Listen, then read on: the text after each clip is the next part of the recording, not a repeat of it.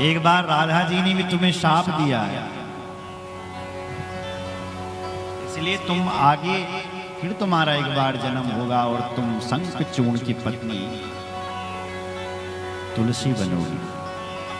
बोलो जय श्री कृष्ण।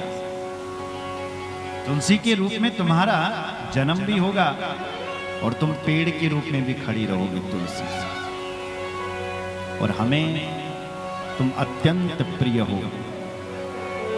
तुलसी पत्र विच्छेदम संकम हित्वा करोति या भार्याहीनो भवेत् सोऽपि रोगी स्यात् सप्त जन्मसु, रोगी स्यात् सप्त जन्मसु। जो व्यक्ति बल शालिग्राम से तुलसी को अलग करता है वो 7 जन्मों के लिए भार्य से हीन हो जाता है। माताओं से वो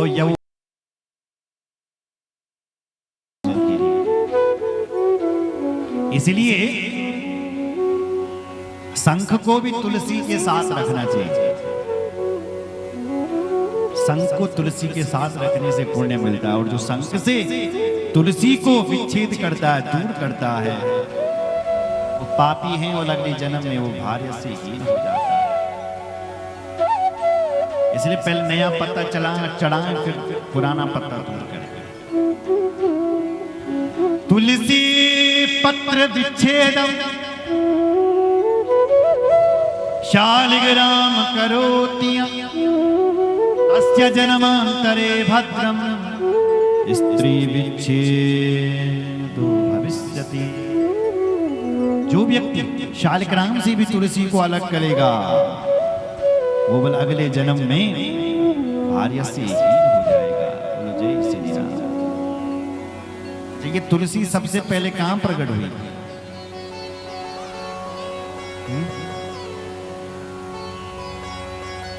वृंदावन। कौन से वन में? वृंदावन में। इसलिए ये तुलसी धन्य। भारत देवी पुराण में तो ऐसा लिखा है, तुलसी प्रकृति, ये भगवती गंगा प्रकृति, मनसा देवी प्रकृति, काली प्रकृति है, धरती माता प्रकृति, आदि शक्ति। बोलो भक्त वत्सल भगवान की जय, रामचंद्र भगवान की जय, हर हर महादेव। धन्य है ये तुलसी। तत्रापि तुलसी धन्या देव श्रेष्ठा महामुने त्यक्त्वा गणेशं सर्वेषां प्रतिदा सर्वकाम प्रतिदा सर्वकामदा।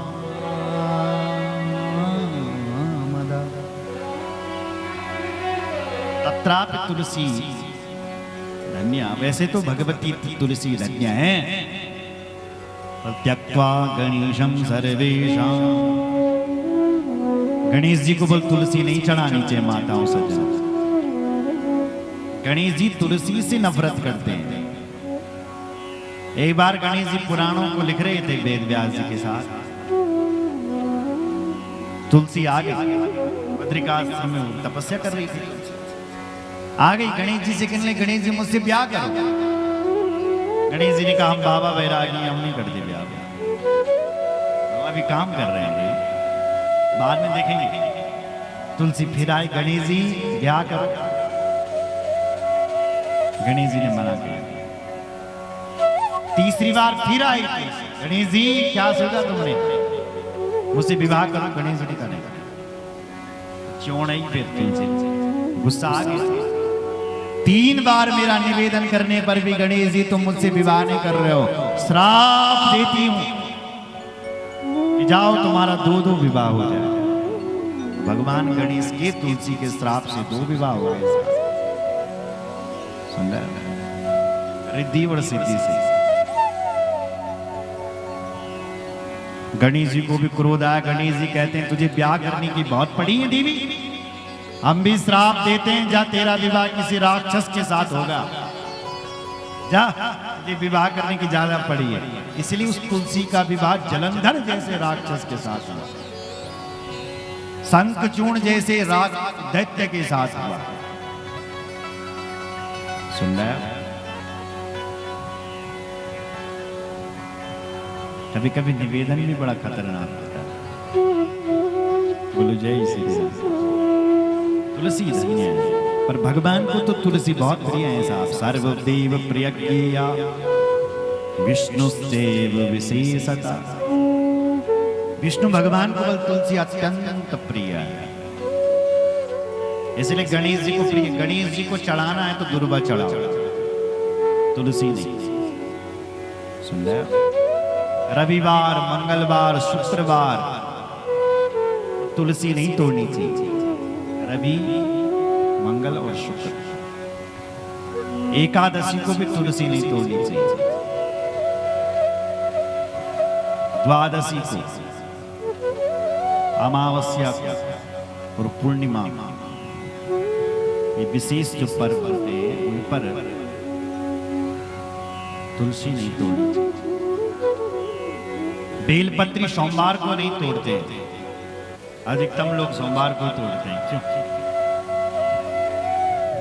सोमवार को बेलपत्री नहीं तोड़नी चाहिए, पहले से तोड़ के रखो तो बासी हो जाएगी। बोले बेलपत्ती बासी नहीं होते।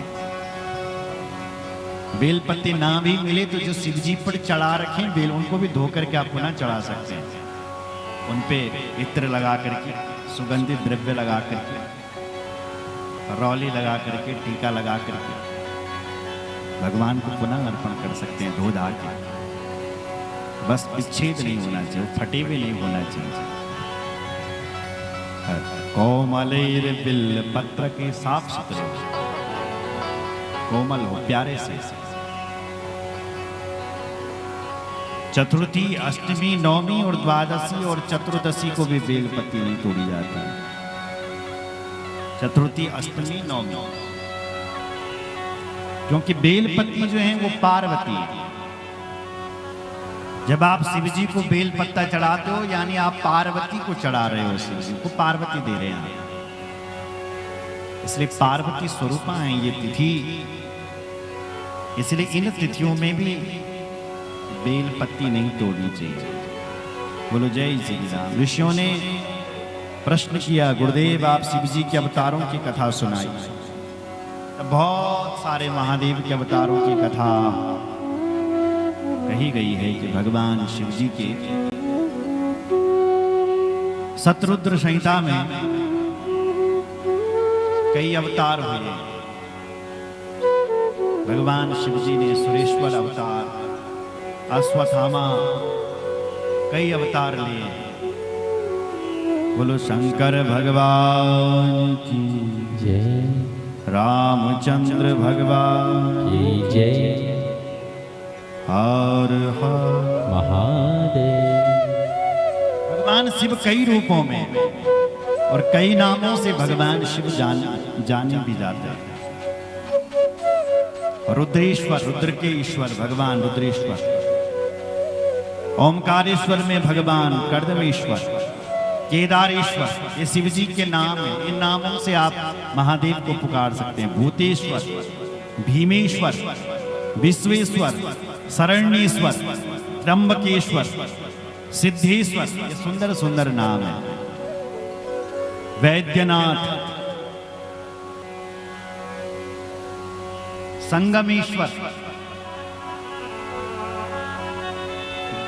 गंडकी के तट पर भगवान बटकेश्वर, सिद्धेश्वर, दूरेश्वर, श्रृंगेश्वर, जपेश्वर, गोपेश्वर, रंगेश्वर, वामेश्वर, विमलेश्वर, नागेश्वर, व्यासेश्वर।